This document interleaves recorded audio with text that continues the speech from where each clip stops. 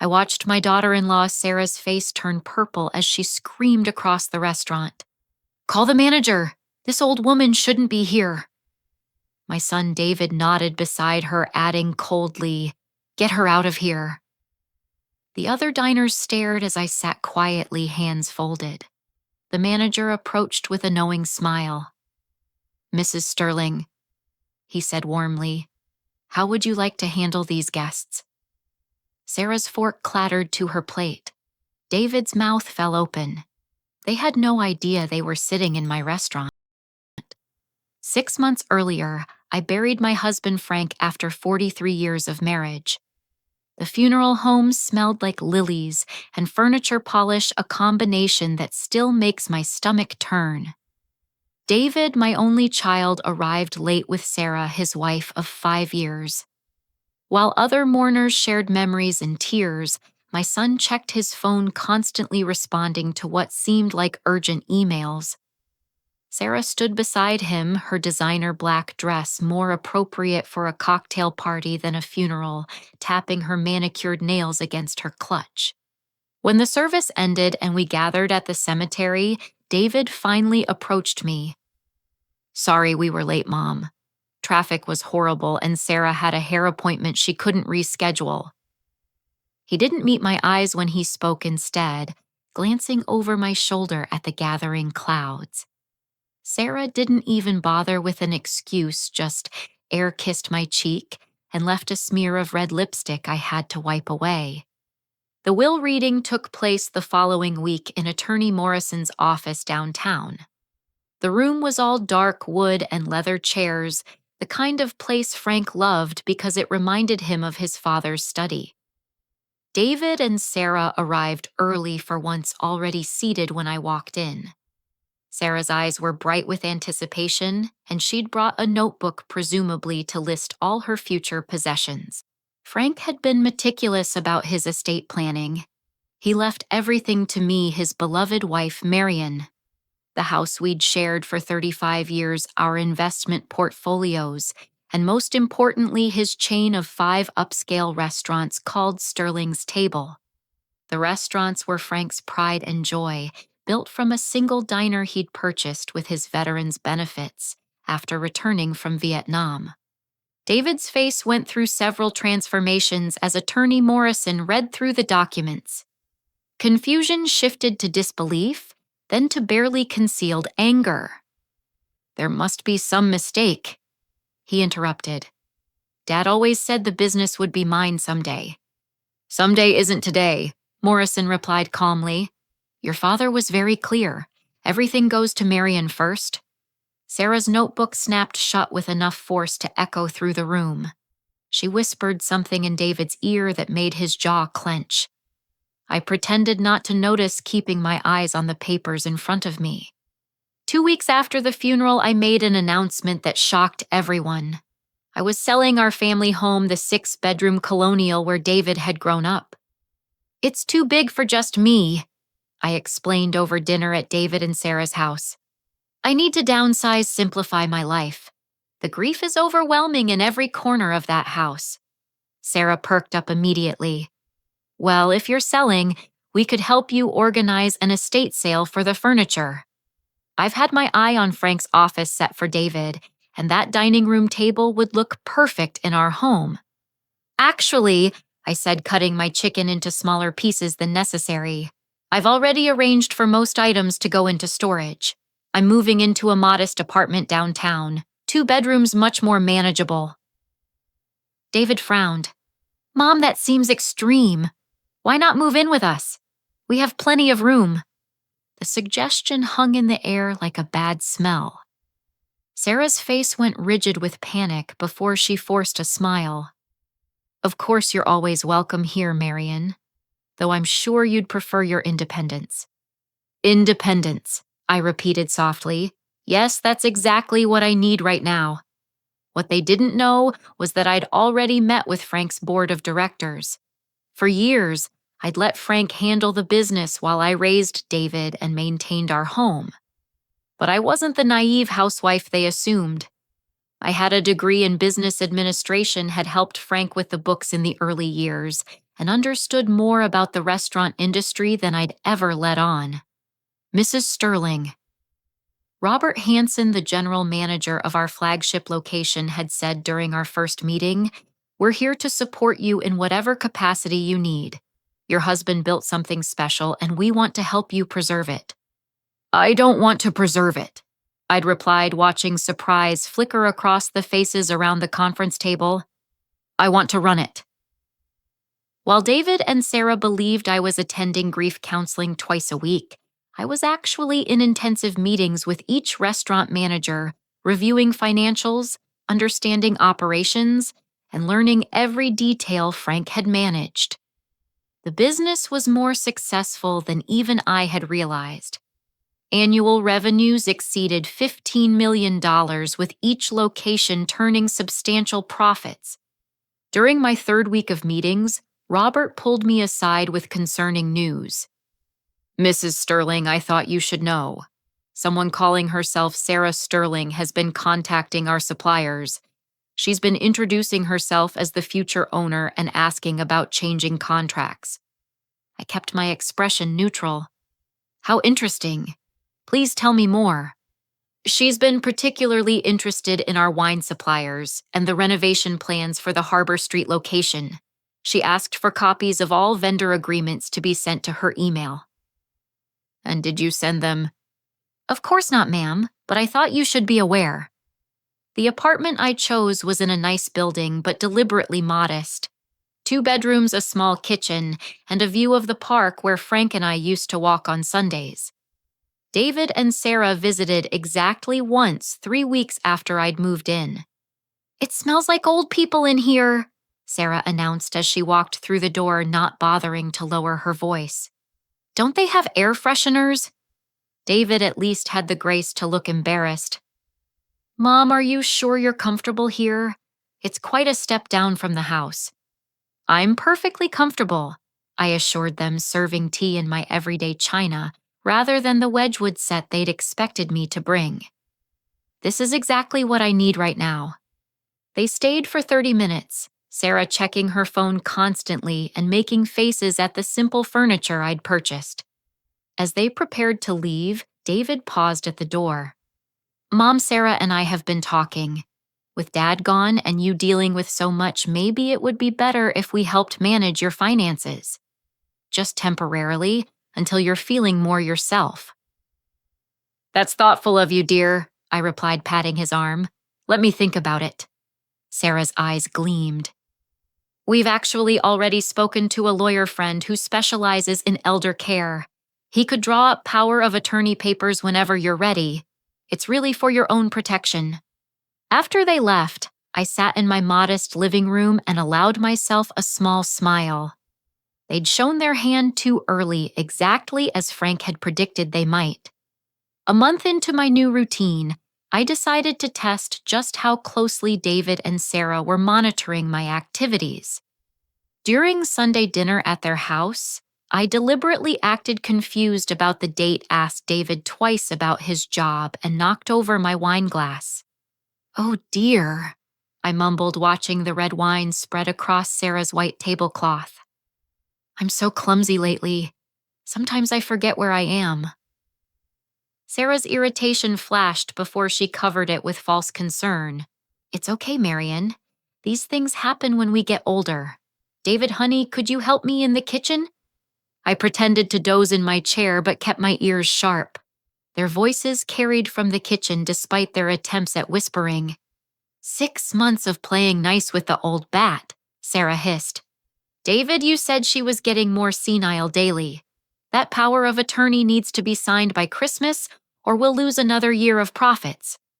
"Keep your voice down," David responded. "She's not that far gone yet. But you saw her tonight. The confusion is getting worse. Dr. Harrison says with the right documentation we could have conservatorship by New Year." "We'd have everything by New Year," Sarah corrected. "Those restaurants are worth at least $12 million, plus the investments Frank left. Your mother has no idea what she's sitting on." I kept my breathing deep, and even the picture of an elderly woman napping after dinner. Inside, my heart was breaking. not because of their greed that was almost expected, but hearing my son, the baby I'd carried for 9 months, nursed through fevers and nightmares, taught to ride a bike and tie his shoes, speaking about me like I was nothing more than an obstacle to wealth that cut deeper than Frank's death. When David drove me home that night, he kept glancing at me in the rearview mirror. "Mom, you seem tired tonight. Are you sleeping well?" "Oh, you know how it is," I replied vaguely. "Some nights are better than others." "Maybe you should see someone about that. Sarah's cousin is an excellent geriatric specialist, Dr. Harrison. He could evaluate you, maybe prescribe something to help." "That's very thoughtful," I murmured, making a mental note to research this Dr. Harrison. Back in my apartment, I sat at my small desk and opened the leather journal Frank had given me for our last anniversary. Inside, I'd been documenting everything, every conversation, every suspicious comment, every piece of evidence that my son and his wife were planning to steal my legacy. Frank's voice echoed in my memory from one of our last conversations before his heart attack. "Marian, I've built this business for our family, but I worry about David. He's become someone I don't recognize since marrying Sarah. Promise me you'll protect what we've built together." I'd promised, thinking he was being overly cautious. Now I understood he'd seen what I'd been too motherly to acknowledge. David had changed. The sweet boy who used to bring me dandelions and call them roses had become a man who saw his mother as nothing more than a barrier to wealth. That night I made a decision. I wouldn't just protect Frank's legacy, I would expose David and Sarah for what they truly were. But I had to be smart about it. Let them think I was the declining widow they believed me to be while I gathered evidence and prepared my response. The next morning I called Robert Hansen. "I want to be more involved in daily operations," I told him, but quietly. "I don't want anyone outside our management team to know I'm taking an active role." "Of course, Mrs. Sterling. What did you have in mind?" "I'll be coming in 3 times a week, but I'll use the back entrance. As far as anyone knows, I'm just a grieving widow who occasionally has lunch at her late husband's restaurant." "Understood. And Mrs. Sterling, I think Mr. Frank would be proud of what you're doing." I hung up the phone and looked at Frank's picture on my nightstand. "I hope so," I whispered, "because what comes next won't be pretty." My 67th birthday was approaching, a date I'd planned to let pass quietly. Frank and I had always celebrated together, usually with a quiet dinner at our favorite Italian place, followed by a walk along the harbor. This year, I expected nothing more than a card from my sister in Florida and maybe a call from my college roommate. But 3 weeks before the date, my phone rang. David's name appeared on the screen the first time he'd called rather than texted in over a month. "Hi, Mom," he said, his voice carrying that forced cheerfulness I'd come to recognize. "So your birthday's coming up. Sarah and I want to take you somewhere special for dinner." "Oh, that's not necessary," I replied, genuinely surprised. I wasn't planning anything elaborate. "Nonsense. It's your first birthday without Dad. You shouldn't be alone. Sarah found this wonderful new restaurant that just opened. Very exclusive, apparently. She pulled some strings to get us a reservation." My internal alarm bells started ringing. Sarah never pulled strings for my benefit unless there was something in it for her. "That's very thoughtful. What's the restaurant called?" "She wants it to be a surprise. Just be ready by 6:30 on the 15th. Wear something nice, it's an upscale place." After he hung up, I immediately called Robert Hansen at Sterling's flagship location. "Robert, has anyone made a reservation for the evening of October 15th under the name Sarah Sterling?" I heard him typing. "Yes, Mrs. Sterling. Party of 3:07 p.m., specifically requesting table 12 in the main dining room." Table 12? The centerpiece table visible from every angle of the dining room. Whatever they were planning, they wanted witnesses. "She also left special instructions," Robert continued. "She wants champagne ready and mentioned something about an important family announcement." "I see." Robert, I need you to do something for me. Accept the reservation, but don't mention that you know I'm the third party. And please have security recording that table all evening. Consider it done. Anything else? Yes. Who else is booked for that night? I want to know every reservation. What followed over the next 2 weeks was a careful intelligence gathering operation that would have made Frank proud. He'd always said I missed my calling as a detective. My security chief, Marcus Williams, was a former police detective who joined our team 5 years ago. I'd kept him on despite David suggesting we could save money with a cheaper security company.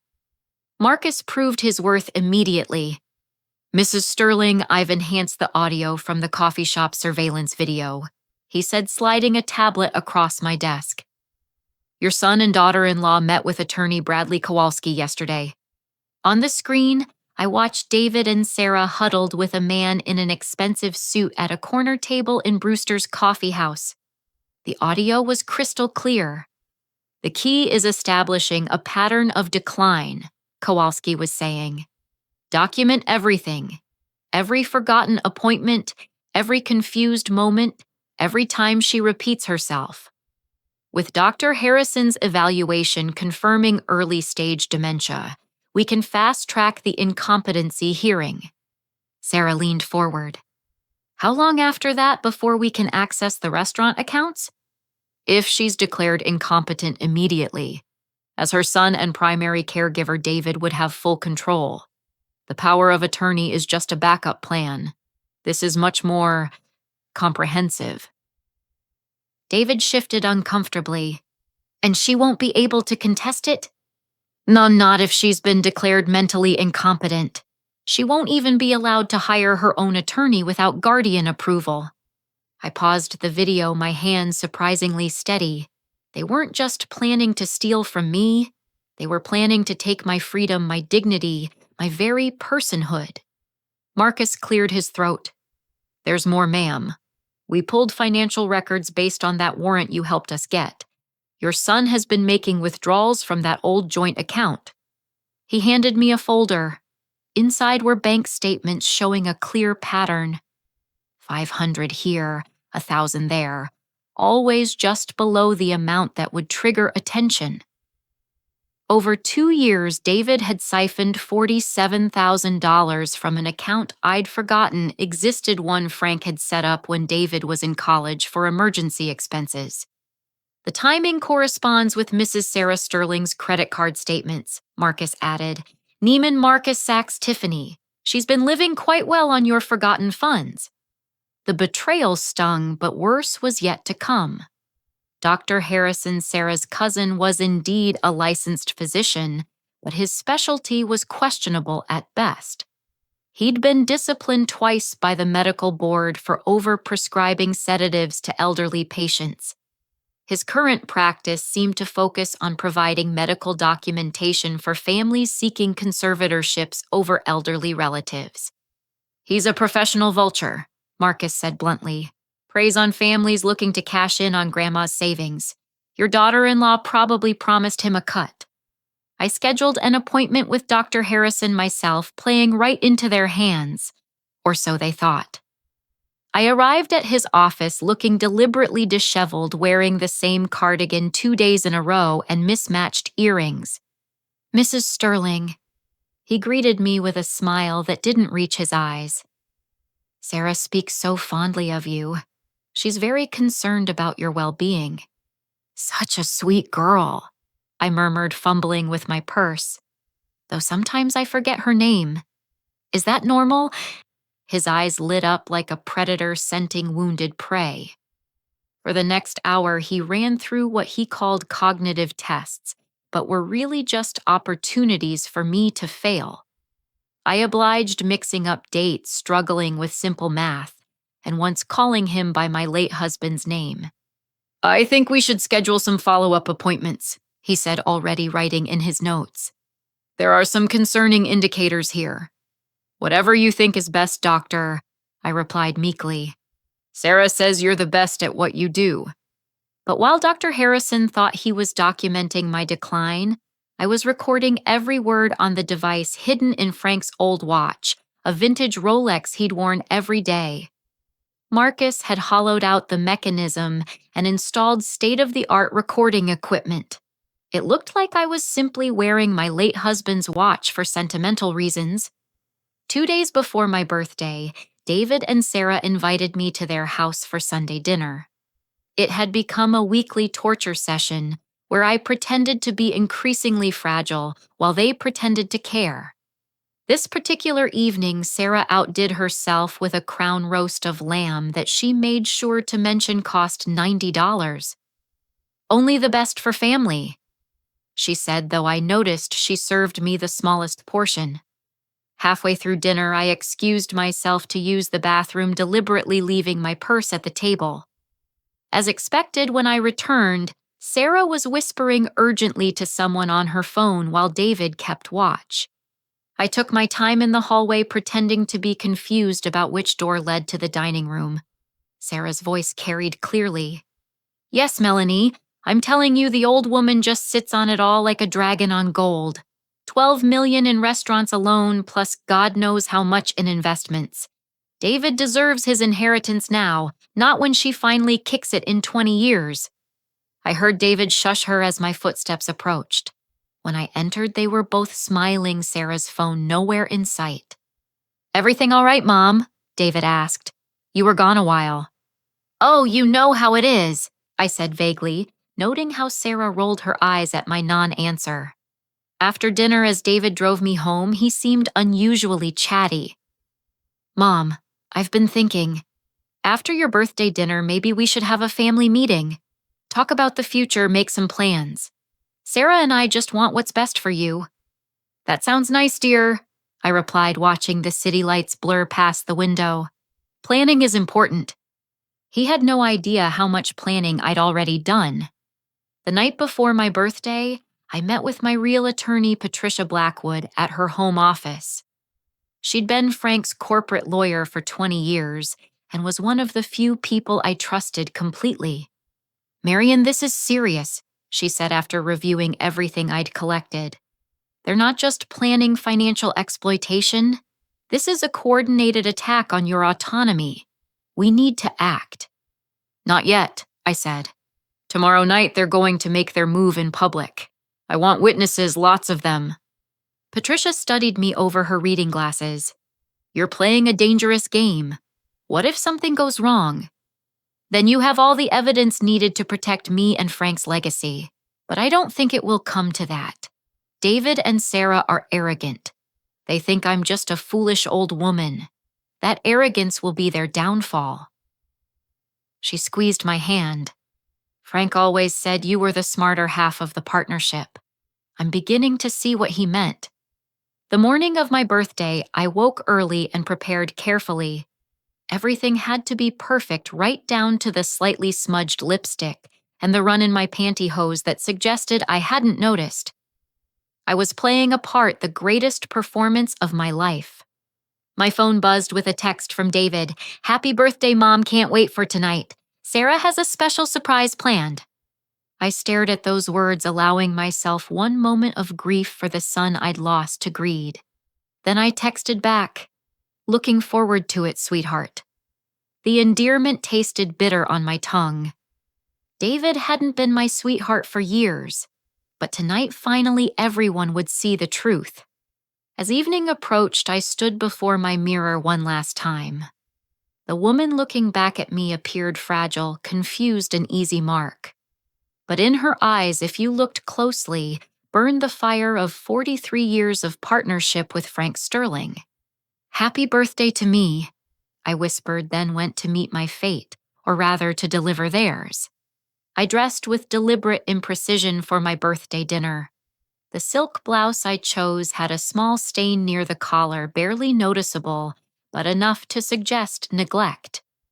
My favorite cardigan, the one Frank bought me in Ireland, had pills forming on the sleeves. I styled my silver hair, but left one section slightly flat in the back, as if I'd missed it with the brush. Every detail crafted to reinforce their image of me as a declining widow. David arrived promptly at 6:30, checking his watch as I answered the door. He wore his best suit, the charcoal one I'd bought him for his promotion 3 years ago, back when he still pretended to value my opinion.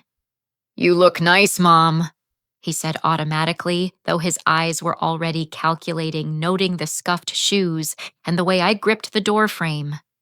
"Thank you, dear. Where's Sarah?" "Meeting us there. She had to pick something up first." He offered his arm a gesture that would have seemed sweet if I hadn't known the motivation behind it. "Shall we?" The drive to Sterling's table took 20 minutes through downtown traffic. David filled the silence with meaningless chatter about work, the weather, anything except what was really on his mind. I responded with carefully timed hesitations and non sequiturs, each one making his grip on the steering wheel a little tighter. Mom, did you remember to bring your reading glasses?" he asked as we pulled into the restaurant's valet lane. "Oh dear, I think I left them on the kitchen counter. Or was it the bedroom dresser?" "It's fine," he said quickly. "I can read the menu to you."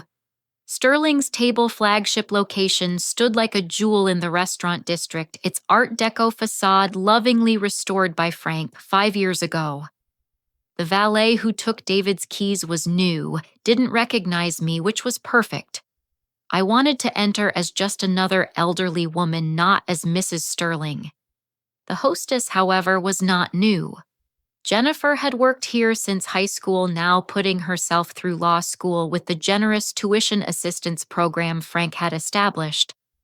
Her eyes widened when she saw me, but I gave her the slightest shake of my head.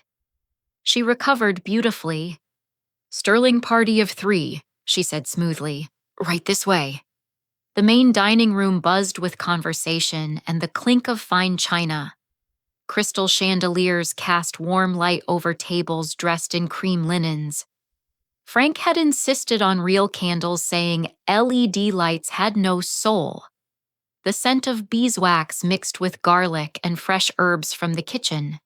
Sarah waited at table 12, the crown jewel position in the center of the room.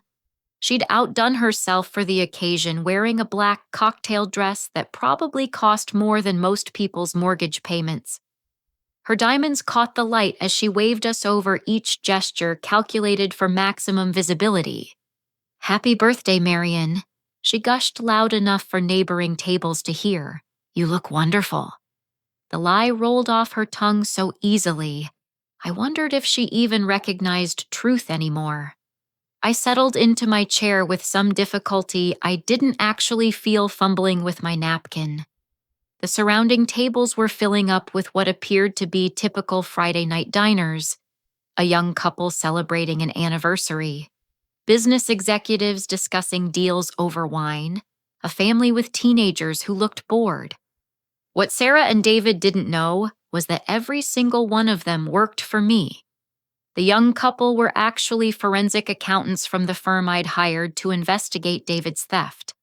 The business executives included Patricia Blackwood and 2 other attorneys from her firm.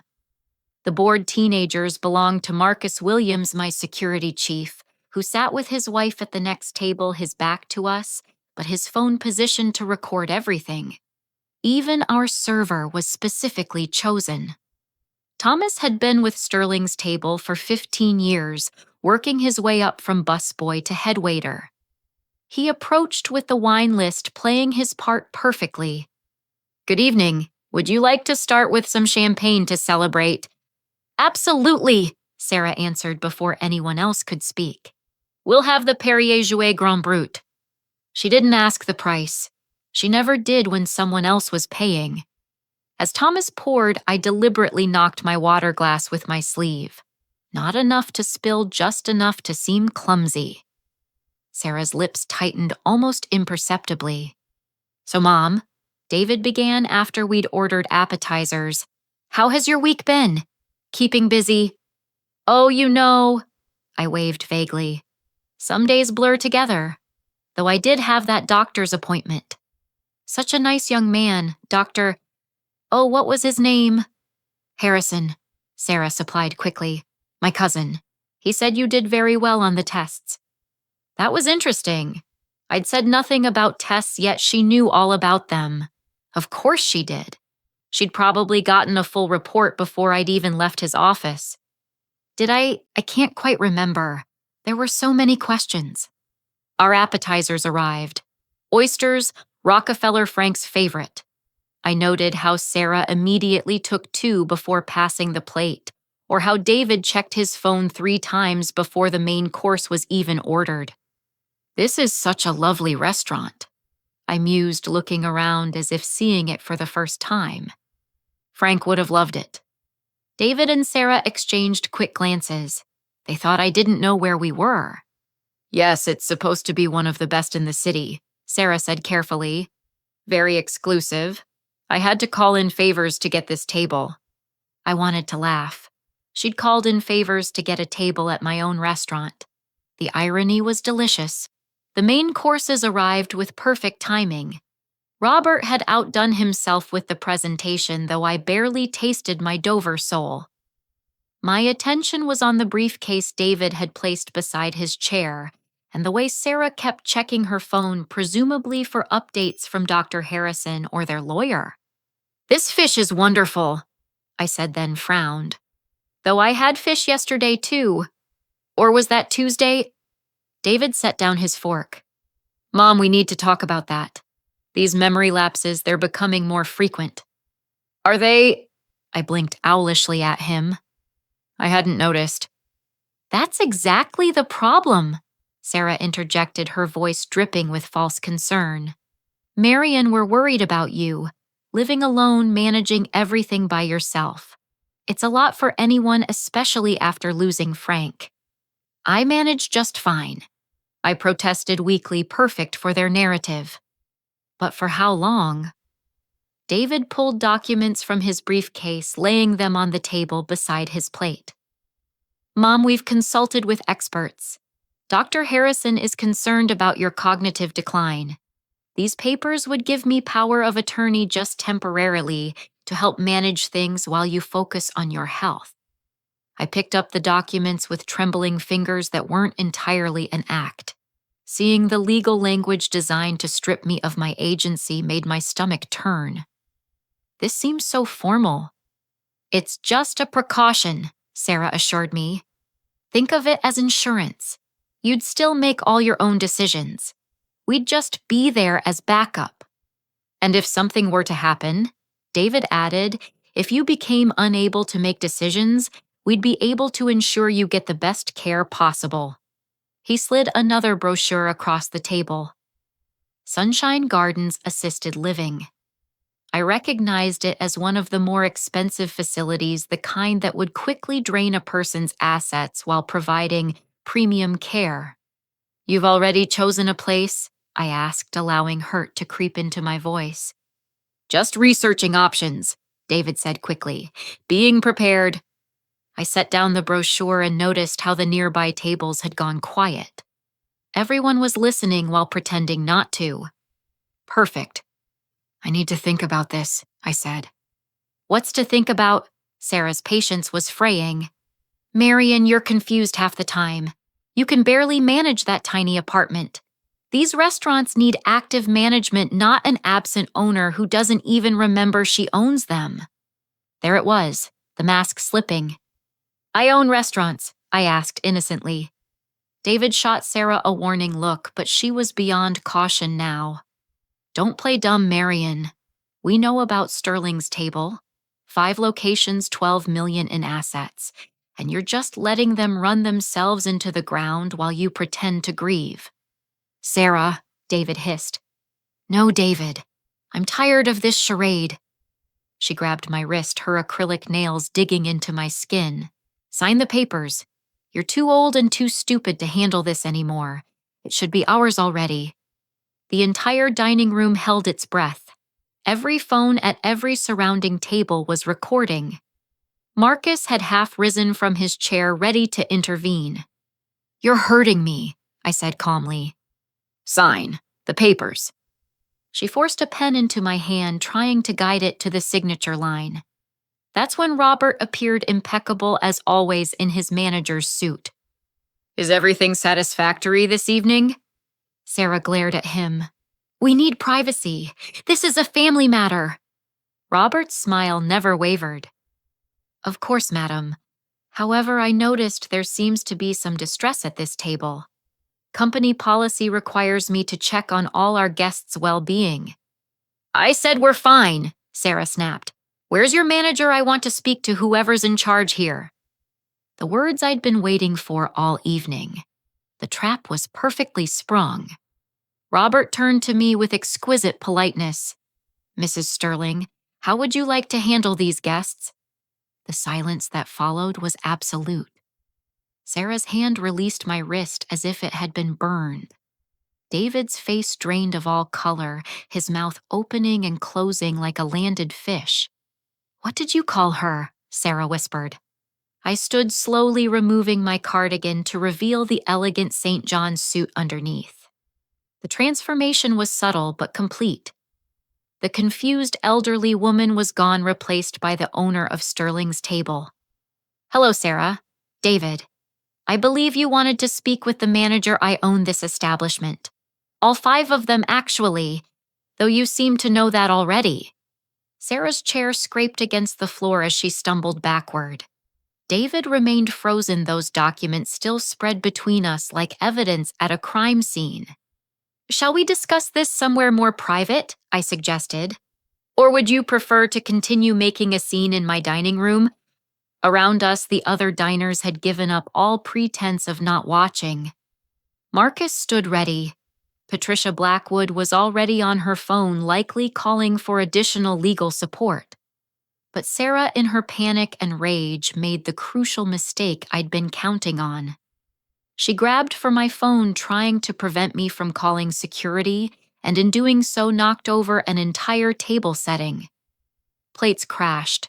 Wine splashed across her expensive dress, and her true nature was exposed for everyone to see. "You manipulative witch!" she screamed.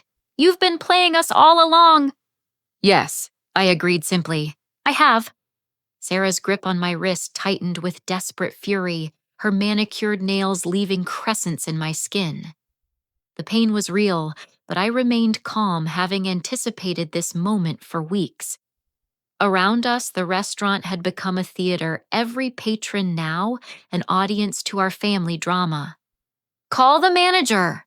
Sarah screamed, her voice carrying across the elegant dining room with the force of a siren. "This old woman shouldn't be here. She's disturbing everyone with her dementia act." The accusation hung in the air like a challenge. Several diners shifted uncomfortably, torn between intervention and the etiquette of minding their own business. Of course, they needn't have worried. Every person in the surrounding tables was prepared for this moment. David finally found his voice, standing up so quickly his chair rocked backward. "Get her out of here," he commanded the approaching staff, his finger pointing at me with all the authority of a man used to being obeyed. "She's confused and disruptive. We're her caregivers. We have documentation." He waved Dr. Harrison's fraudulent evaluation in the air like a flag of legitimacy. The paper fluttered, catching the light from the chandelier above. Robert approached with measured steps, his decades of hospitality experience evident in every movement.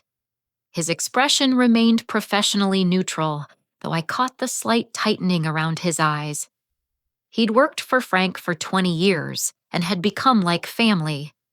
Seeing me manhandled by my own son was testing his composure. "Good evening," he said smoothly, addressing the table but keeping his eyes on Sarah's grip on my wrist. "I understand there's some concern here. How may I assist?" "Finally," Sarah spat, not releasing me. "This woman is having an episode. She's supposed to be signing important documents, but she's being difficult. We need security to escort her out while we finish our business." Robert's eyebrow raised slightly. "I see. And you are—" "Sarah Sterling," she announced, using my last name like a weapon. "This is my husband, David Sterling.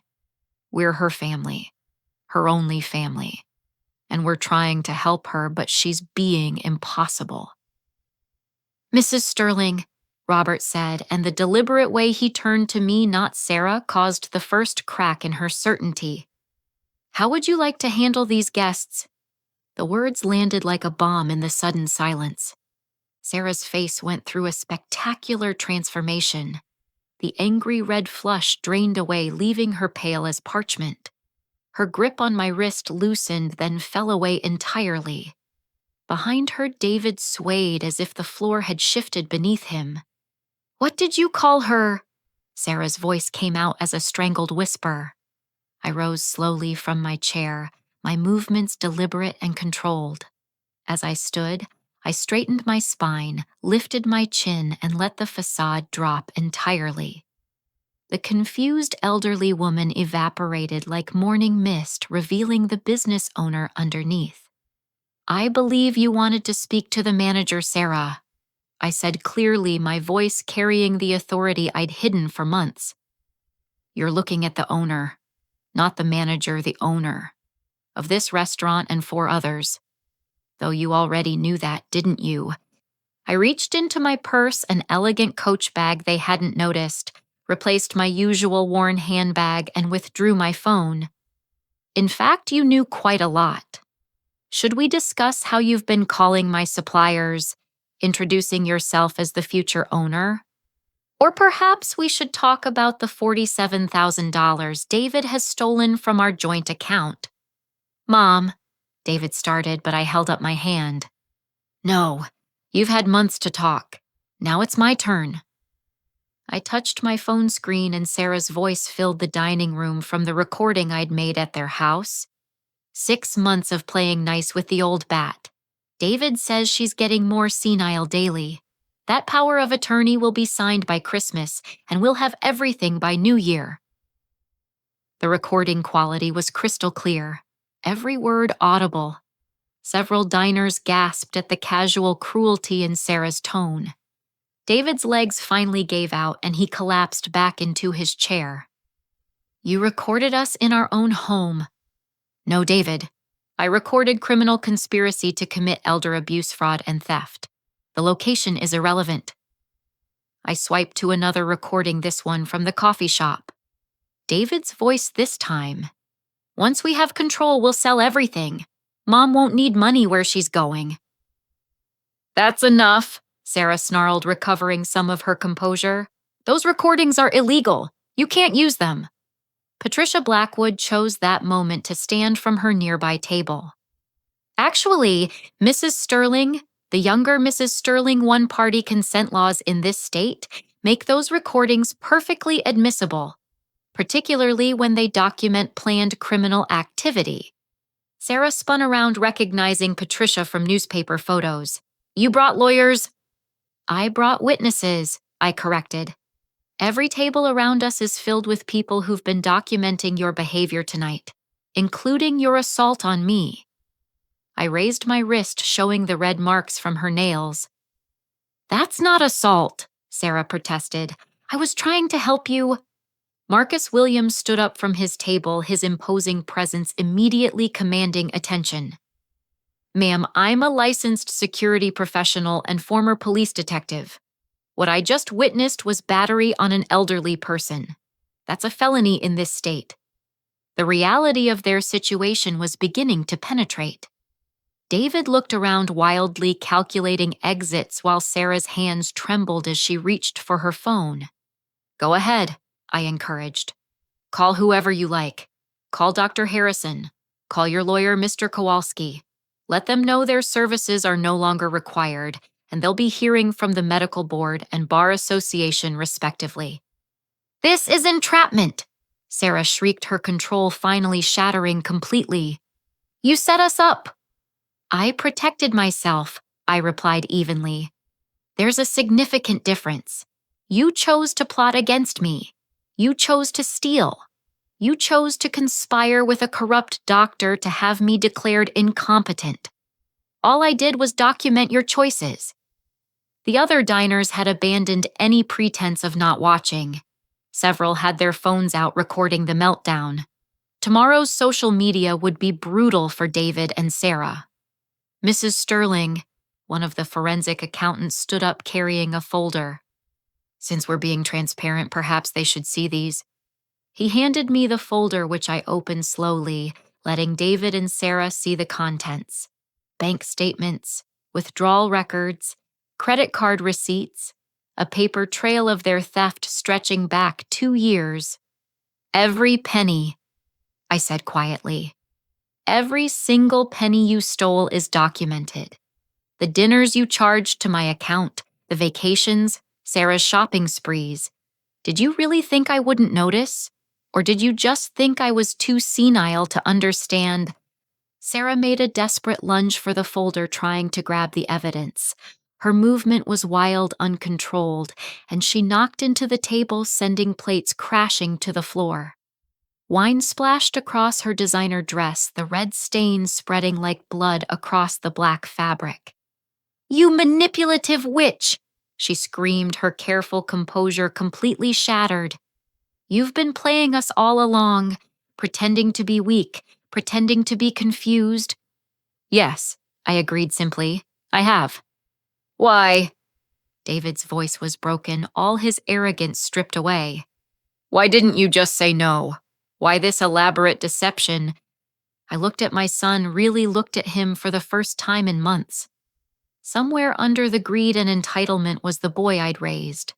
But that boy was buried deep, perhaps too deep to ever resurface. "Because saying no wouldn't have stopped you," I said sadly. "You would have had me declared incompetent anyway. Dr. Harrison was ready to testify that I had dementia whether I did or not. Your lawyer had a judge lined up. If I hadn't played along, gathered evidence, I'd be in Sunshine Gardens right now, drugged and forgotten, while you liquidated everything Frank and I built. We wouldn't have David started, but even he couldn't finish the lie. The saddest part," I continued, "is that you never needed to steal from me. The restaurants generate more than enough income to make everyone comfortable. There's a trust fund in your name worth $2 million that you could have accessed on your 40th birthday, but that wasn't enough, was it? You wanted it all, and you wanted it now." Sarah had gone very still, processing this information. "$2 million? You didn't know," I asked David. "You didn't tell your wife about the trust Frank set up. How interesting. What else haven't you told her, I wonder?" The seeds of discord I'd planted would bloom later. For now, there were more immediate concerns. The distant sound of sirens was growing closer. Someone, perhaps one of the genuinely horrified diners, had called the police. "You called the cops?" David stood again, panic in his eyes. "I didn't," I said honestly, "but assault in a public place tends to draw attention." 2 uniformed officers entered the restaurant, immediately assessing the scene. The broken dishes, the wine-stained clothes, the clear tension between the parties. One of them recognized Marcus and nodded. "We received a call about a disturbance," the older officer said. "Ma'am, are you all right?" He was addressing me, noting the marks on my wrist. Sarah tried to speak, but I raised my hand. "Officers, I'm Marian Sterling, the owner of this establishment. These are my son and daughter-in-law. We've had a family disagreement that unfortunately became physical. I have some marks on my wrist from where she grabbed me, and there are multiple witnesses to the incident." "She's lying," Sarah burst out. "She's senile. We have medical documentation." The younger officer looked skeptical. "Ma'am, you seem perfectly coherent to me." "That's because I am," I assured him. The medical documentation they're referring to was fraudulently obtained from a doctor who's currently under investigation for similar schemes. I have recordings of them discussing their plans to have me declared incompetent and steal my assets. Patricia Blackwood stepped forward, handing the officers her business card. "Gentlemen, I'm Mrs. Sterling's attorney. We have extensive documentation of attempted elder abuse, fraud, and conspiracy. We're prepared to file formal charges if Mrs. Sterling chooses to do so." The officers looked between us, understanding dawning. This wasn't just a family spat, it was a crime scene. "Would you like to press charges, Mrs. Sterling?" the older officer asked gently. I looked at David, my son, my only child. He stood there in his expensive suit, bought with stolen money, his face a mask of disbelief and growing fear. Beside him, Sarah was already calculating, probably wondering if she could pin everything on him. "Yes," I said quietly. "I would like to press charges for assault against Sarah Sterling. As for the fraud and theft charges, my attorney will handle those through the proper channels." "You can't do this," Sarah screamed as the officer approached with handcuffs. "David, do something, call my father, call someone." But David stood frozen, watching his world collapse. The other diners watched in fascinated horror as Sarah was read her rights, her designer heels clicking against the floor as she struggled against the inevitable. "Mrs. Sterling," the younger officer addressed me, "will need you to come to the station to give a formal statement." "Of course," I agreed. "Robert, please have someone package our meals to go. No sense wasting good food." It was petty perhaps, but the look on David's face as I had our interrupted birthday dinner boxed up was worth it. He'd lost everything in pursuit of money, and I was taking my Dover soul home for later. As Sarah was led out still screaming about lawyers and lawsuits, I touched David's arm. He flinched away from me. "This isn't over," he said coldly. "No," I agreed. "It's just beginning. Marcus, please escort my son out. His dining privileges at all Sterling's table locations are permanently revoked." The last thing I saw was David's face as the reality hit him. He wasn't just losing his scheme for easy money. He was losing his family, his reputation, his future. All for greed. The dining room slowly returned to normal conversations as the police cars pulled away. But the night was far from over. This was only the first act of a much larger performance. The police cars had barely pulled away when 2 more vehicles arrived at Sterling's table. These weren't marked units, but unmarked sedans that screamed government authority. Through the restaurant's windows, I watched Detective Morrison from the Elder Abuse Division step out, followed by 2 FBI agents I'd been cooperating with for the past month. Yes, the FBI. What David and Sarah didn't know was that their scheme was part of a larger pattern being investigated across state lines. Dr. Harrison's medical fraud network extended far beyond our city. "Mrs. Sterling." Detective Morrison greeted me warmly as she entered. "I see things escalated more quickly than anticipated." "Sarah always did have a temper," I replied, accepting a fresh cup of tea from Robert. Though I didn't expect her to assault me quite so publicly. The detective's eyes went to my wrist where the marks were already darkening into bruises. "We'll need photographs of those. They'll help with the federal charges." "Federal charges." David had returned despite Marcus escorting him out. He stood in the doorway disheveled and desperate. "What federal charges?" Agent Kumar, the lead FBI investigator, turned to him with professional detachment. "Mr. Sterling, your wife's activities crossed state lines when she contacted medical professionals in 3 different states seeking fraudulent diagnoses for your mother. That makes it our jurisdiction." The color drained from David's face entirely. He grabbed the door frame for support, his expensive shoes slipping slightly on the polished floor.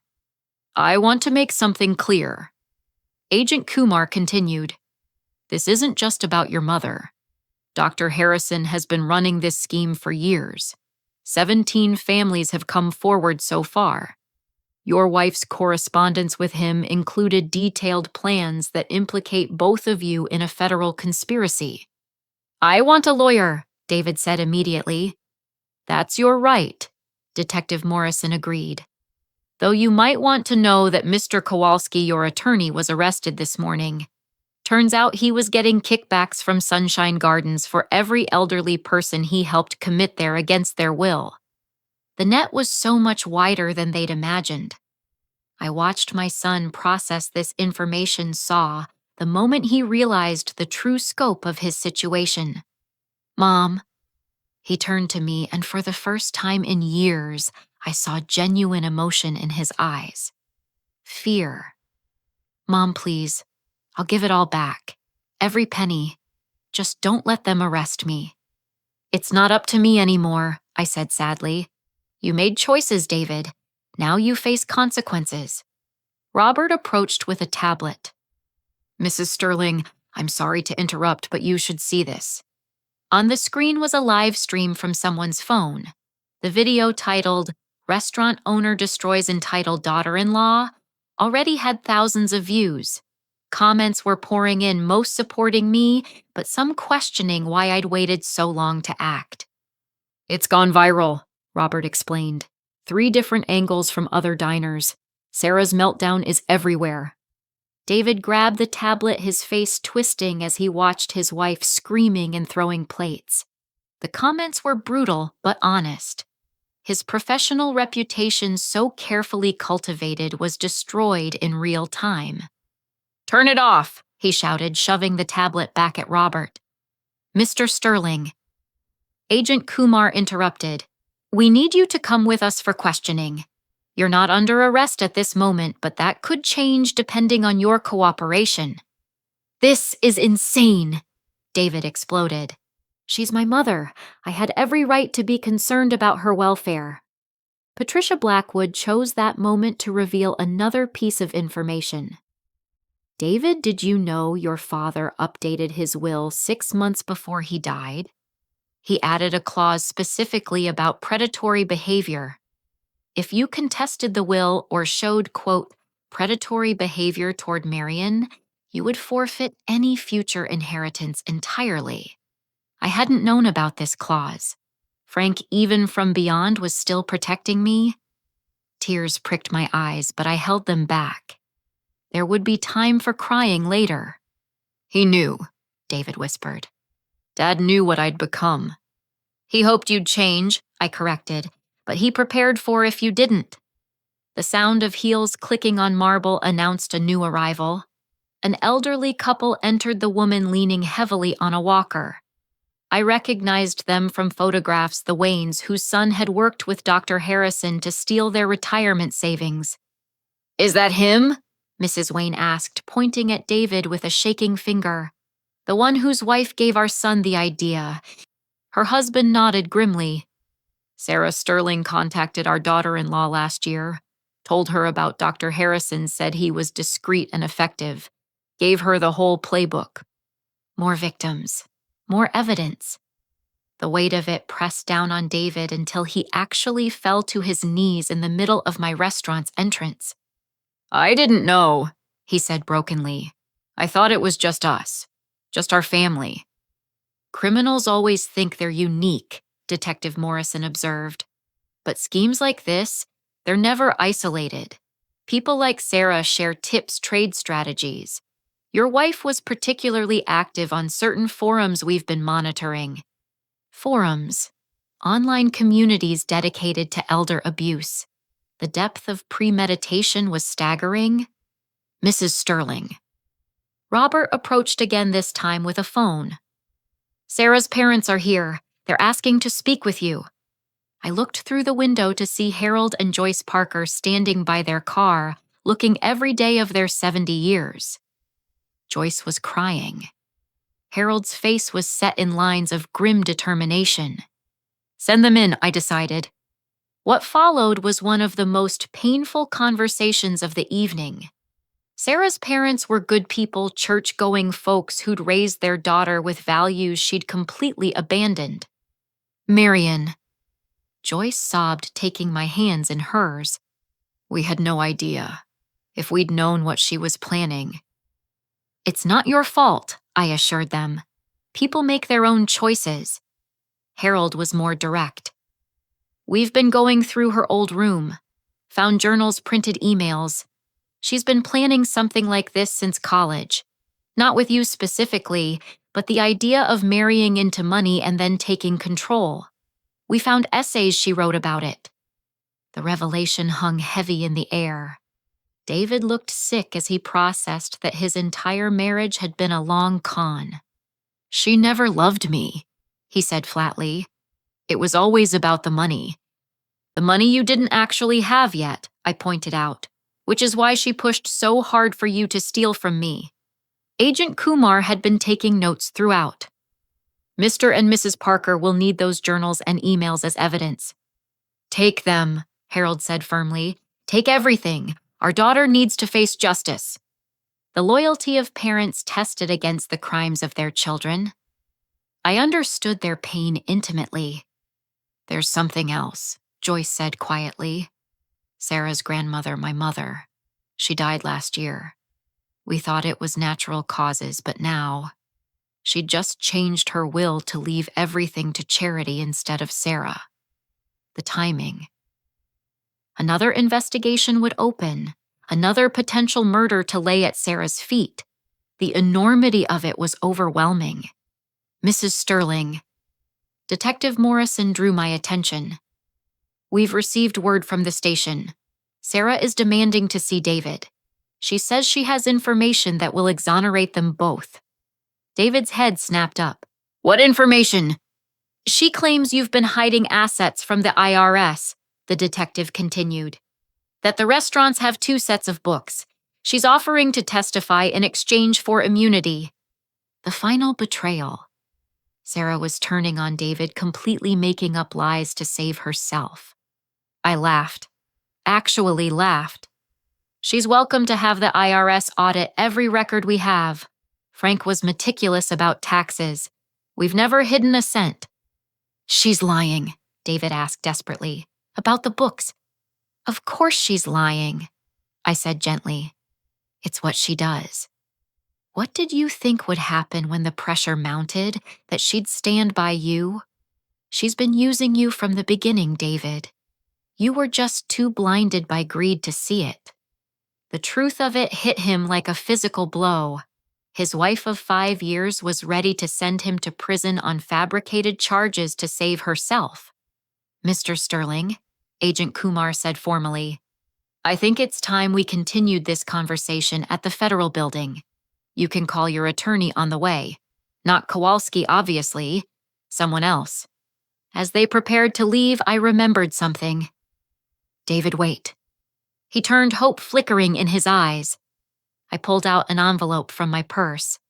Happy birthday to me, I said, handing it to him. This was going to be my gift to myself. Divorce papers for you. I had them drawn up weeks ago, hoping you'd see sense. File them.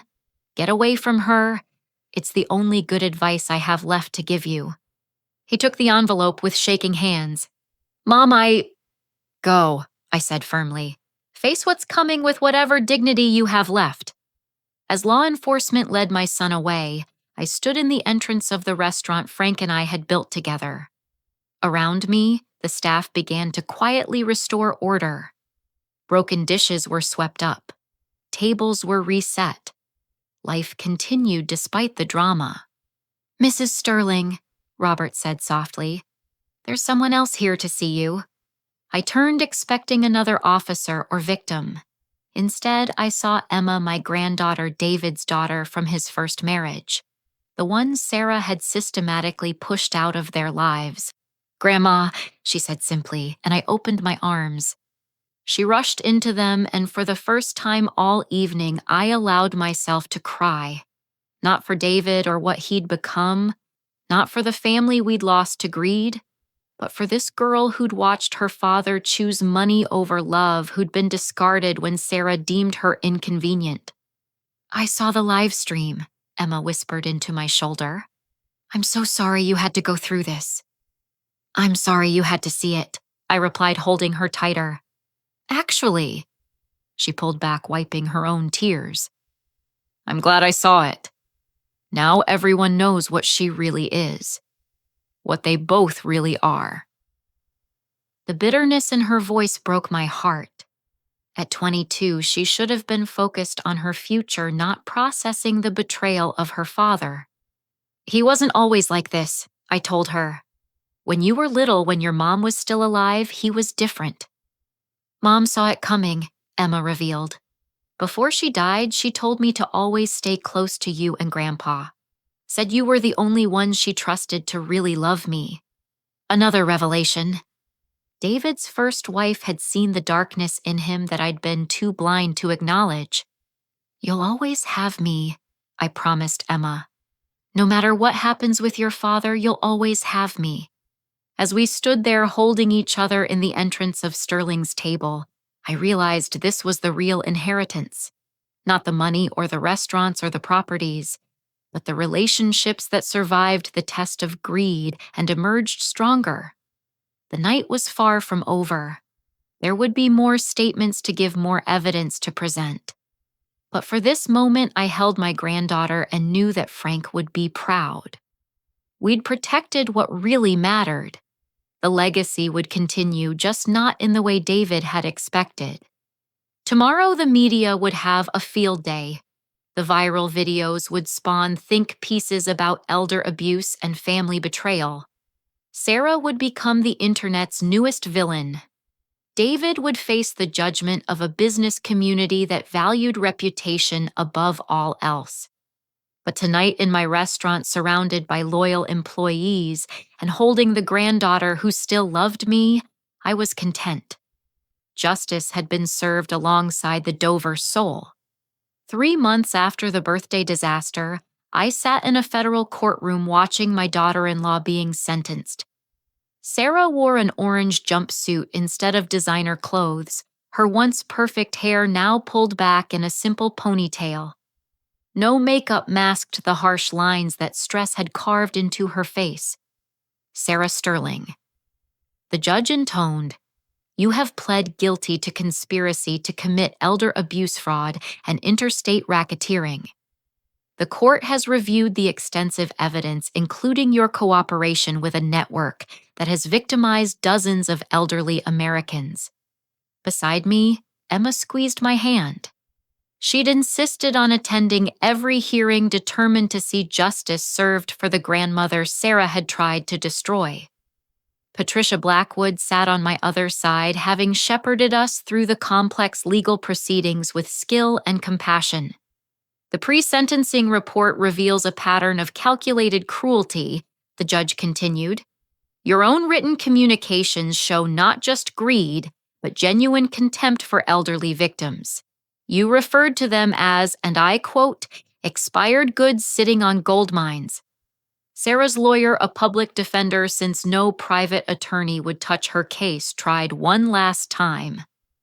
"Your Honor, my client's cooperation has led to 17 arrests across 4 states. Surely that warrants consideration."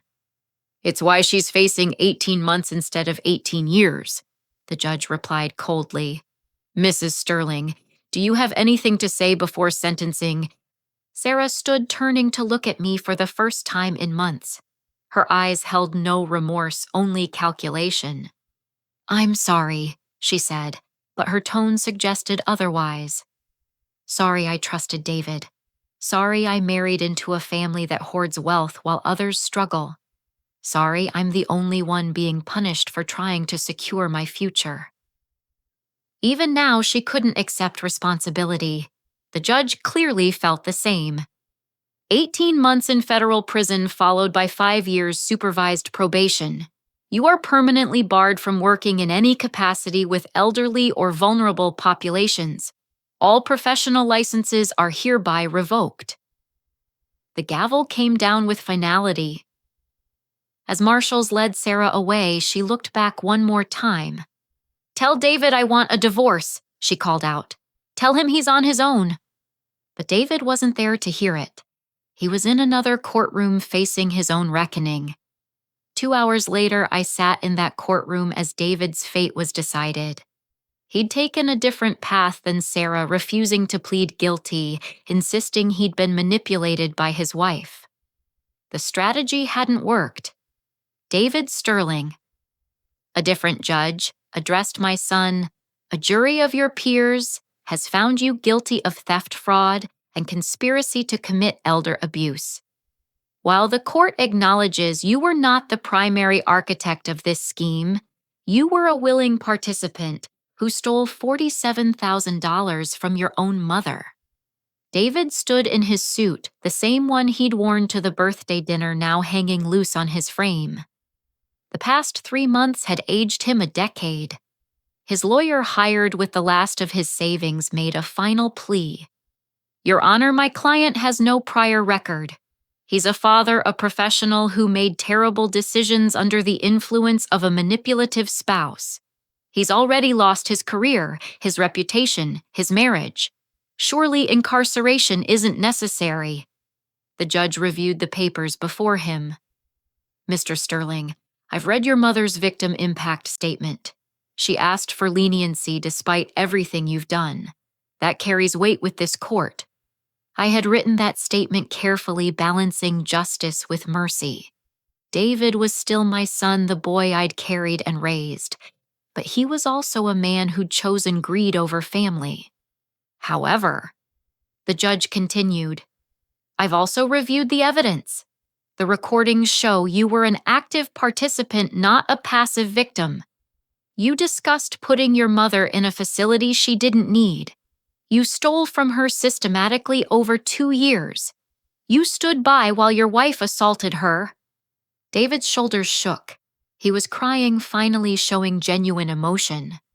6 months in county jail, 2 years probation, full restitution of all stolen funds plus interest. You're barred from serving as financial power of attorney for any elderly person, including your mother, for life. It was lighter than it could have been, but the consequences extended far beyond jail time. David's employer had fired him the day after the restaurant incident. His professional licenses were under review. The country club had revoked his membership. He'd become a pariah in the business community. As they prepared to take him into custody, David turned to me. "Mom, I need to tell you something." The judge allowed him to approach marshals hovering nearby. "Dad came to me 6 months before he died," David said quietly. "He knew what Sarah was, told me to divorce her, said she'd destroy everything we'd built as a family. I didn't listen. I thought he was being paranoid, protective of his money." "Why didn't you tell me?" I asked. "Because Sarah convinced me he was trying to control us from beyond the grave. Said he was manipulating you into keeping everything for yourself." David's voice broke. "I chose her over him, over you, over Emma. I'm sorry doesn't begin to cover it." "No," I agreed. "It doesn't, but it's a start." They led him away then, my only child, to serve his sentence. Emma wept beside me, mourning the father she'd lost long before this moment. Outside the courthouse, reporters waited with cameras and questions. I'd refused all interview requests, but one persistent journalist caught my attention. "Mrs. Sterling, what's your response to claims that you entrapped your family?" I stopped, considering. Protecting yourself isn't entrapment.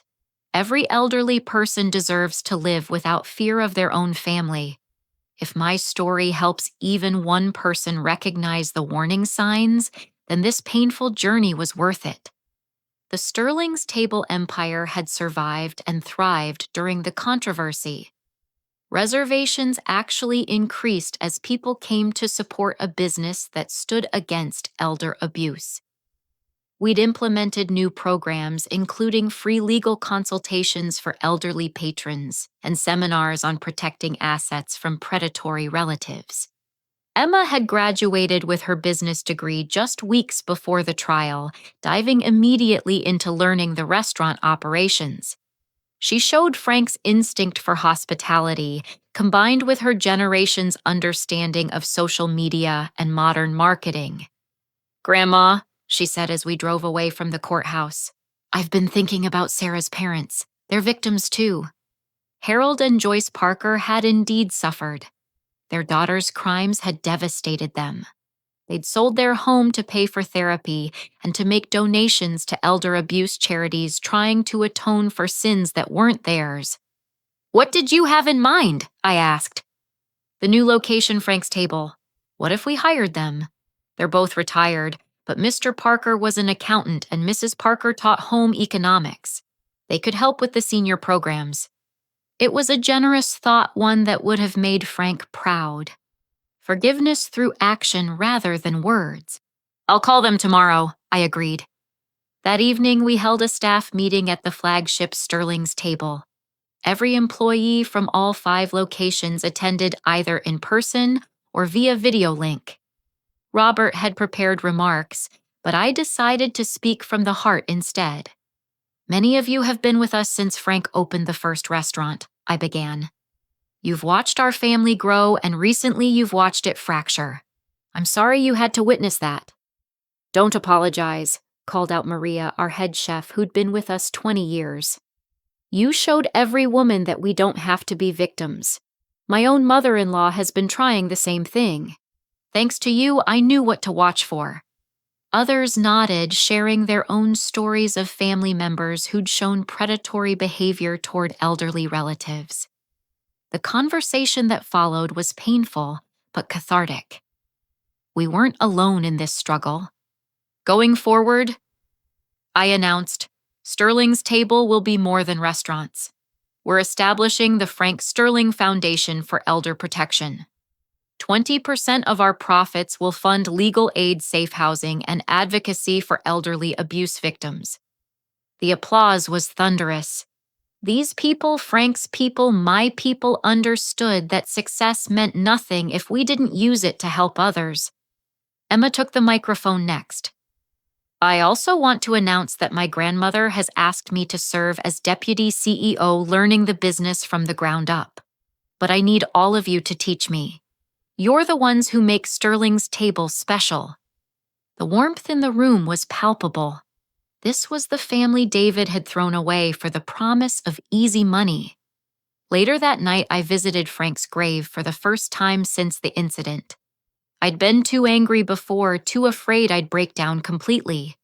But now, with justice served and the future secure, I could finally face him. It's done, I told the headstone. David's in jail. Sarah too. The restaurants are safe. Emma's going to be wonderful, Frank. You should see her with the staff. She has your gift for making people feel valued. The wind rustled through the oak trees surrounding the cemetery. I chose to take it as Frank's approval. I wish you were here, I continued. I wish you could have seen me stand up to them. Though knowing you, you probably would have handled it better. Less drama. But drama had been necessary. The public nature of Sarah's downfall had sparked a national conversation about elder abuse. 3 states had already introduced legislation increasing penalties for financial crimes against the elderly. The Sterling case, as the media called it, had become a cautionary tale. My phone buzzed with a text from Emma. Grandma, where are you? We're having dinner at the flagship to celebrate. Your table is ready. My table. Table 12, where it all came to a head. I'd had Robert reserve it permanently for family dinners, a reminder that even the worst moments could be transformed into something meaningful. I have to go, I told Frank's grave. Our granddaughter is waiting, but I'll be back soon. We have a lot to catch up on. As I walked back to my car, I felt lighter than I had in years. The betrayal still hurt, would always hurt, but I'd protected Frank's legacy, found strength I didn't know I possessed, and discovered that family isn't just about blood. It's about loyalty, trust, and the choice to stand together against those who would tear you down. Tomorrow, David would wake up in a jail cell facing the consequences of his choices. Sarah would be in federal prison, her schemes finally ended.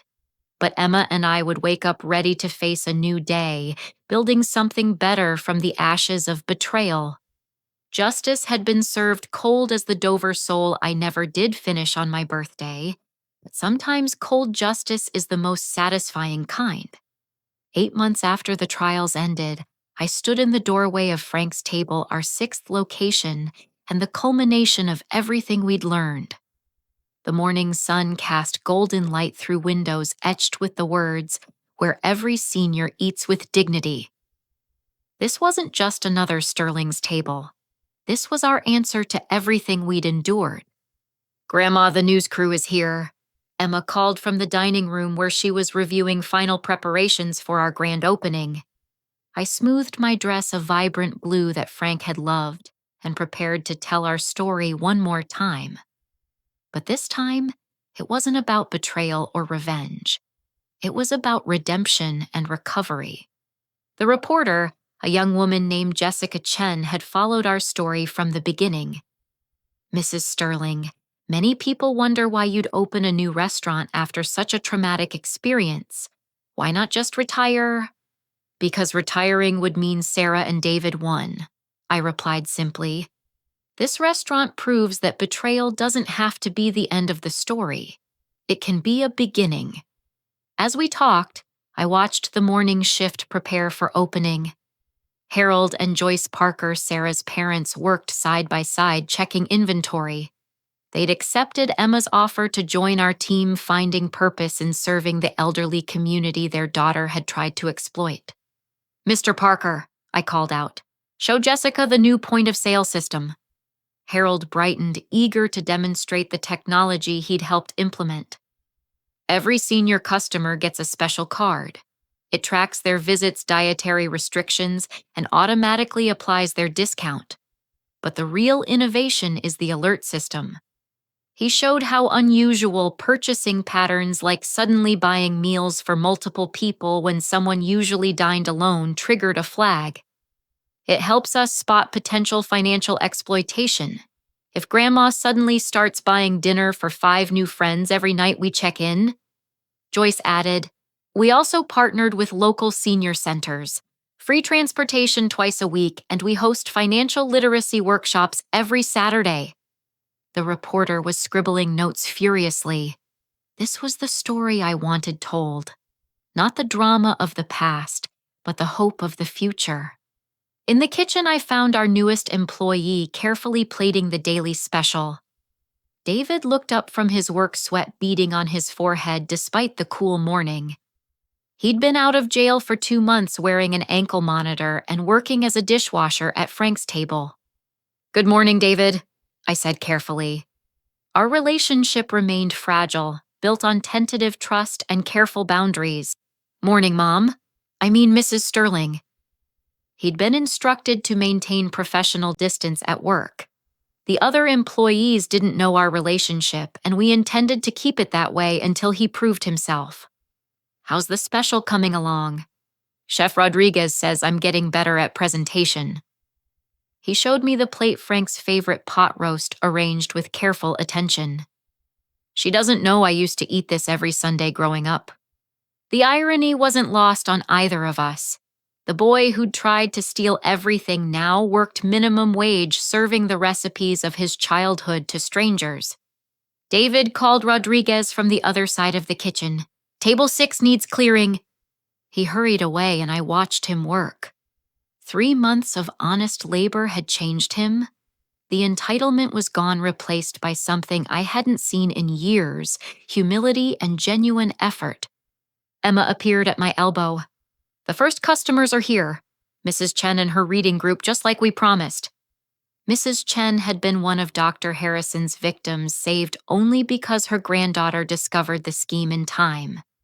She'd become a regular at our flagship location, and we'd promised her the first table at Frank's. "Then let's open the doors," I said. The ribbon cutting was simple but meaningful. No politicians or celebrities, just the people who mattered. Employees, loyal customers, and advocates for elder rights. Emma and I held the giant scissors together. "To Frank Sterling," I announced, "who built with love what others tried to take with greed, and to everyone who refuses to be a victim." The ribbon fell away and seniors streamed in, many using walkers or wheelchairs. Our doorways were extra wide, our restrooms fully accessible, our menus available in large print. Every detail considered for our primary clientele. "Marian," a familiar voice called out. I turned to find my sister Charlotte from Florida, whom I hadn't seen since Frank's funeral. "I wouldn't miss this for the world." As I hugged her, I noticed David watching from the kitchen doorway. Charlotte had been one of his favorite aunts growing up. She saw him too, her face hardening before softening slightly at his obvious distress. "I'll talk to him later," she murmured to me. When I'm ready, not before. Family forgiveness couldn't be forced. It had to be earned one dish washed at a time. The morning flew by in a blur of orders and conversations. I moved between tables sharing stories with other seniors who'd faced family betrayal. The commonality was heartbreaking, but also empowering. We weren't alone. Mrs. Sterling called Walter Brennan from table 3. I want to tell you something. Walter was 92 sharp as a tack despite his age. I sat beside him accepting the gnarled hand he offered. My nephew tried the same thing last year, he said quietly. Power of attorney papers confused moments that weren't real the whole playbook. But I'd seen your story on the news, knew what to watch for, got myself a lawyer before they could move forward. I'm so glad, I said, squeezing his hand. Saved my house, my dignity, and what's left of my family. My nephew's getting help now counseling for gambling addiction. Turns out that's why he needed money so bad. Walter's eyes misted. Sometimes these stories can have happy endings if you catch them early enough. That was the difference between Walter's story and mine. He'd caught the deception before it destroyed everything. David and Sarah had gone too far to turn back. Speaking of David, I noticed him during the lunch rush, sweat soaking through his shirt as he struggled to keep up with the dishwashing.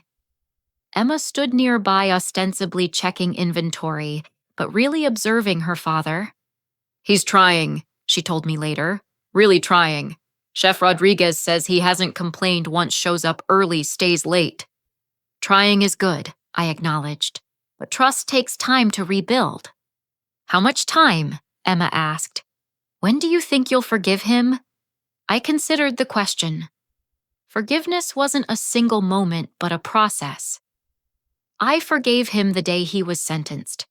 But forgiveness doesn't mean forgetting. It doesn't mean removing consequences. It means choosing to move forward without bitterness poisoning every interaction. Emma nodded slowly. I'm not there yet. When I see him, I still remember how he chose Sarah over me, how he let her push me out of their lives. You don't have to be there yet, I assured her, or ever if that's what feels right. Some wounds don't fully heal, and that's okay too. As the day wound down, I found myself in Frank's office, now mine, reviewing the numbers. Despite giving away free meals to seniors twice a week, we were projected to turn a profit within 6 months. The community support was overwhelming. A knock interrupted my calculations. Robert entered with a smile. There's someone here to see you. I followed him out to find a woman in her 40s standing nervously by the host station. She looked familiar, but I couldn't place her. Mrs. Sterling, I'm Julie Harrison, Dr. Harrison's daughter. My body tensed automatically, but she raised her hands quickly. Please, I'm not here to cause trouble. I wanted to apologize. For my father. For what he did. You're not responsible for your father's crimes, I said carefully. No, but I enabled them without realizing it. I'm a nurse, and I referred patients to him thinking he was helping. Tears rolled down her cheeks. I found out what he was really doing from the news. 17 families, Mrs. Sterling. 17 families destroyed because I trusted my father. The parallel to my own story was painful. Children betrayed by parents, parents betrayed by children. The cycle of family dysfunction spinning endlessly. What do you want from me? I asked gently. Nothing. I wanted you to know that not everyone in these situations is evil. Some of us are just blind until it's too late. I've started volunteering with elder advocacy groups trying to make amends. I made a decision that surprised us both. We're hiring for the evening shift. If you're interested, ask for Emma. Tell her I sent you. Julie's eyes widened. You'd trust me after everything. I'd give you a chance to prove yourself worthy of trust, I corrected. There's a difference. As she left to find Emma, I reflected on the strange paths forgiveness could take. not absolving crimes, but creating opportunities for redemption. The evening brought one more surprise. Sarah's divorce lawyer arrived with papers for David to sign. He read them in the kitchen, surrounded by the steam and clatter of honest work. "She wants nothing," he told me later. "No alimony, no property division. Just wants it over." "Sign them," I advised. "Let her go completely." He signed without hesitation, legally ending a marriage that had been dead far longer. "You know what the strangest part is," he said. "I feel relieved, like I've been holding my breath for 5 years and can finally exhale." As Frank's table closed its first day, the staff gathered for a brief celebration. We'd served over 300 seniors, given away 50 free meals, and collected a dozen more stories of family betrayal and redemption. "To Frank's table," Emma toasted with sparkling cider, "where everyone gets a second chance at dignity." David wasn't included in the toast, still too new, too untrusted. But I saw him watching from the kitchen, and for the first time, I recognized something in his expression I hadn't seen in years: genuine pride in something beyond himself. Later, alone in my apartment, I opened my laptop to check the day's social media response. The hashtag Frank's Table was trending, with seniors sharing pictures of their meals and stories of their own family struggles. One comment stopped me cold. "My grandmother died thinking her children hated her. They'd convinced her she was a burden. I wish she'd lived to see this movement. Thank you, Mrs. Sterling, for showing us that getting older doesn't mean becoming invisible." That was the real victory. Not the legal justice served to Sarah and David, but the conversations starting in families across the country. Adult children calling their parents, seniors seeking help instead of suffering in silence. The recognition that age brought wisdom, not worthlessness. My phone buzzed with a text from Charlotte. "Talked to David today. He cried Marian. Real tears. Maybe there's hope after all." Maybe there was. Frank always said I was too optimistic, too willing to see the best in people.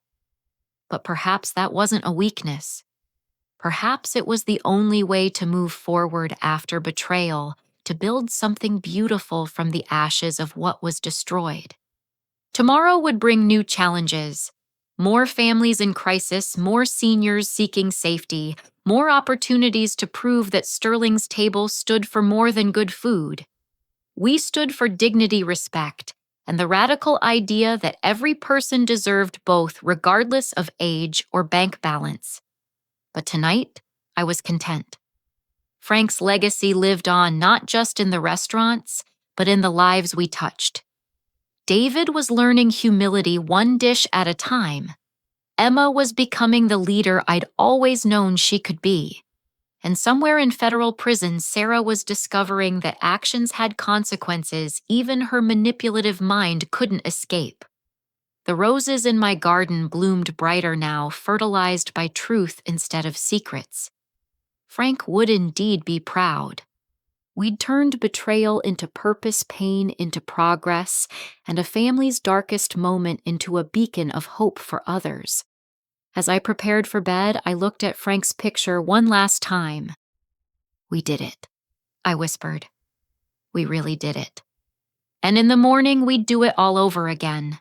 Because that's what Sterling's Table was really about: the daily choice to serve others with dignity, to stand against exploitation, and to prove that sometimes the best revenge isn't served cold. Sometimes it's served with a warm meal and a recognition that everyone deserves respect, especially those who've earned it through decades of life, love, and loss. The story that began with betrayal ended with hope. And that, more than any legal victory, was the ultimate triumph. If you've ever faced family betrayal or watched someone you love struggle with exploitation, I'd love to hear your thoughts in the comments below. What signs did you miss? What would you have done differently? Your story might help another family avoid this heartbreak. If this story resonated with you, please hit the like button and subscribe to hear more stories of resilience and redemption. Share this with anyone who might need a reminder that it's never too late to stand up for yourself or someone you love. Thank you for joining me on this journey. Remember, your worth isn't measured in your bank account or your age, but in your courage to face each day with dignity and grace. Until next time, may your family dinners be filled with genuine love, not hidden agendas, and may you always trust your instincts when something doesn't feel right. Stay strong, stay wise, and most importantly, stay true to yourself. With love and respect, Marian.